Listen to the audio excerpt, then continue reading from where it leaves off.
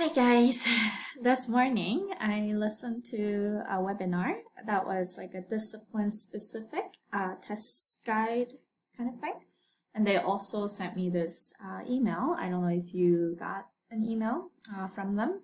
And they said check your spam folder if you are checking the email that you used to log in for College Board, and if you haven't received any email, make sure you check the spam folder, and then kind of like there's a button could like mark as not spam kind of thing. So then you'll be able to get them in your inbox directly. All right, so it was all about when the demo come out and things like that, and it sounds like the demo wouldn't be really like discipline specific, but it's more to kind of ease you from your anxiety of like uploading and the format that looks like on your phone or on your devices or on your computer. And I think they're just like trying to help you be familiar with this new platform more than like, oh, this is the kind of questions that you're going to get. So I think it's actually still very important because you won't be nervous about your content knowledge. But you will be nervous about how this is going to be because this is something that you've never practiced. And so I want to go over this testing guide with you, but I also posted on Google Classroom. So you can obviously reread it. And I really, really think we should all be very familiar with this because what they were saying in the video, which was really interesting, is that if it doesn't say in the test guideline that it's illegal or like you will be breaking or breaching like whatever, then you could do it. So for example, like if you're an ELL student and if they're in a testing guideline, there is no specific mention about you cannot use your dictionary, you can. Like nobody's gonna stop you. But you also need to know what you could do and what you cannot do. And that's why this guideline, I think, is very important for you to study. And at least like read about it once, okay? So you are familiar with, okay, what is this? Because usually what would happen is that on your actual test day, the AP coordinator or the reader, the proctor will read you all those things, right? I don't know if you ever pay attention, but like now there is no like person to read you this. Like you have to read it. I mean, I'm gonna do my best to summarize everything here, but it's yeah, you should read it, okay? All right, so there is a couple things that I wanted to summarize. So testing guideline, which you all should read, and the exam day checklist. If you're like a person who likes to check things off, you should print this. It's also on Google Classroom. The documents, right, that you should print or download or have it very accessible. It's kind of like, you know, when you go in a test, like you have a like test booklet and like you have all the stickers and all that, like they're talking about all that, okay? Except it's gonna look a little different because you might not have a physical copies of them. So the demos will be available on May 4th, and we'll talk more about that a little bit. I won't talk about other AP classes because I'm hoping that your teacher will be informing you with the right things. So I will go straight to the e-ticket. So this is why they wanted you to check your email, because your email is predominantly how they're gonna communicate with you. And this e-ticket is basically like your ID for the test. If you don't have this, you won't be able to take the test. And you won't be able to like you shouldn't transfer this e-ticket to someone else, right? And so they want you to be 30 minutes before the actual test, because they're going to go over all this like security questions and things like that to make sure that it's you, okay? So don't mess with this. College Board is really trying their best to protect your integrity and like honor your integrity, and anyone who tried to, you know, dishonor that, like they are gonna go about a very severe measure to, you know, make sure that your future gets little bit tarnished, okay? Okay, let me just say that. All right, so the e-ticket will be delivered 2 days before, and they were saying that even though email will be ideal, if you haven't received an email from College Board, you can go to your AP Central or AP Classroom, AP whatever, like for you, my AP, I guess, and then you can receive your ticket from there too. All right, so you're not having this now, you will have it 2 days before. So for us, it will be the 20th of May, okay? Again, it says like, don't share, you could lose your chance to test, blah, blah, blah. And this is basically, so if you don't use this for the May test, then it will automatically kind of like expire, and they will produce a makeup test in June.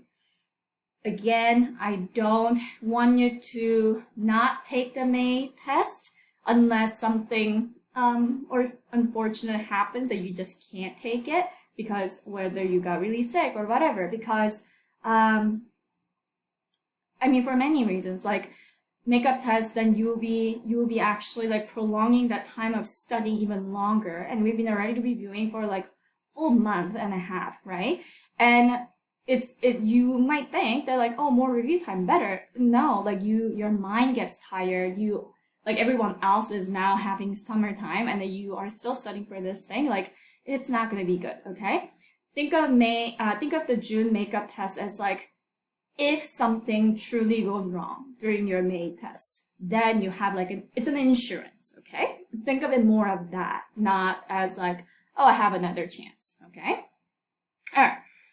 We went over the exam schedule, so we are not gonna do that. I'm not gonna go over June makeup test because I'm praying and hoping that everything will go well and everyone will be able to like do everything in May, and that will be the only time you have to take it. Okay, so if you have to take a makeup exam, we'll talk about it more later, probably individually. All right.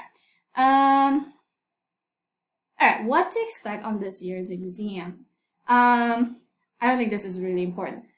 They're basically assuring you that they're going to do their job to be fair and give everyone an equal opportunity, and that your test score will reflect on your college credit and blah, blah, blah. So like, oh, but I do think this part is important. So what's more important this year is uploading your answers. Think about it. If you're not typing your answer, actually you cannot type. That's what they said. You have to either copy paste and submit it, or like you have to, we'll go more into that. But if you do not submit your answer, there's no way they will know, the College Board will know that you answered them, okay?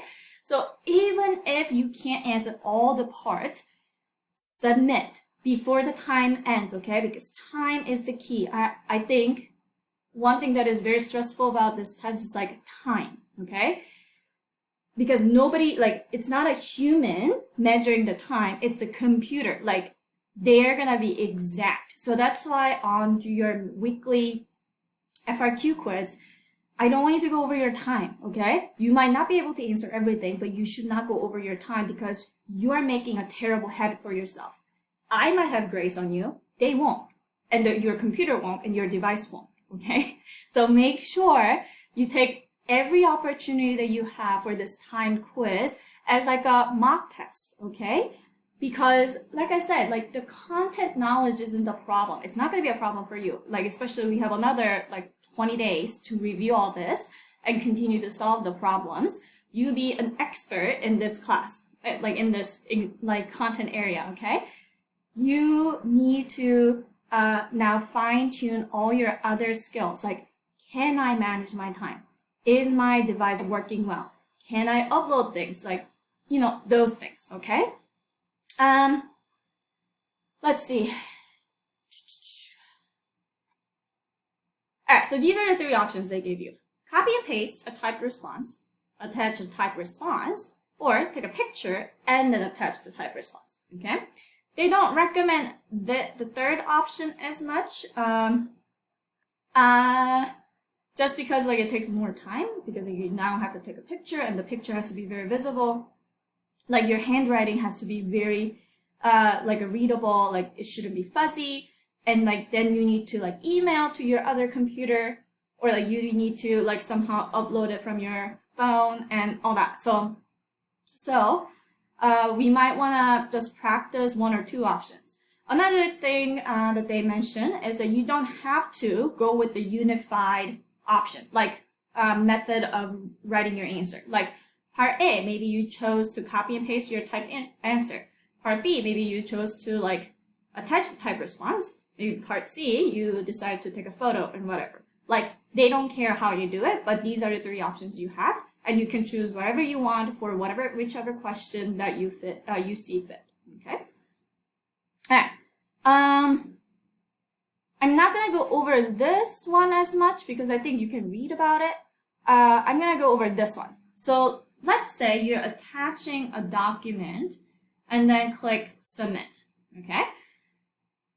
Make sure you have the format that is accepted. So like those of you who are using Mac and maybe you're not using like the Word document, but you're using like the Mac pre-installed programs of like equivalent of like Word document, they have a weird format. Okay, make sure that you know how to change the format and save in a format that that the College Board requires, right? And I think you can also read all about this, and so I am not going to go over this one. I'm going to go a little bit more about it because I know you guys might be more comfortable with this method because that's how we have been practicing. And I'm not music theory. There is a way. Oh yeah, I'm not going to go over all this. There is a way. Oh no, I think I have a PowerPoint.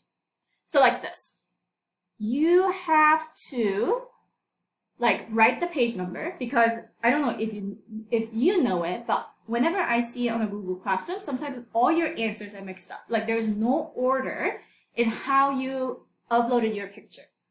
I have a lot of time to go through them and actually try to figure it out by myself. These people don't, okay? So I want you to get the habit of also writing your name. Like I think this is the AP number, like the number you get, and then probably this is your name or at least last name, but pretty sure your full name. And then this is the page number. If you're going to upload your FRQ number 6s, practice it this way, okay? Practice it this way. But I think I'm gonna encourage everyone to type as much of response of AP, the daily FRQs that we do, well, every other day, on the screen because that's what we're going for. Although I know it's not ideal because our FRQ practices aren't designed in a way that this year's exam will go. Like this year, they promised there will be no graphing or drawing a diagram type of thing. So I know some of even the weekly quiz thing, like you have to like circle on a graph kind of thing, right? Or like draw the nice graph and things. They said they won't have that, okay? So that eliminates certain problem options, but we'll talk about this in some other time, maybe closer to the actual test time. So if you are preferring this writing method, do it this way. And make sure you label ABC. Make sure you label the page number, your name, your full name. Practice writing your full name, even though I know you're not really turning it into me, but do that because you will forget to write your name on the test day. I promise you, if you are not making a habit of how to do the exam, you are going to make that mistake on that exam day. So don't do that. Make a habit right now. If you're gonna look at your notes during the exam day, start looking at it right now, okay? You don't wait till the test day to look at those notes. You should be organizing your notes right now, using those notes right now, okay? You can't wait because it's a skill. Like you don't just like magically know how to do that on a test day. You will actually not use them if you've never used them now, okay?